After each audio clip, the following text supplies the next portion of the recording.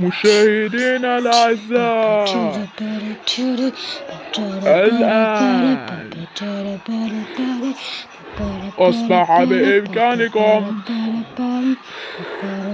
مشاهدة قناة طيور الجنة الفضائية على مدار العرب سات.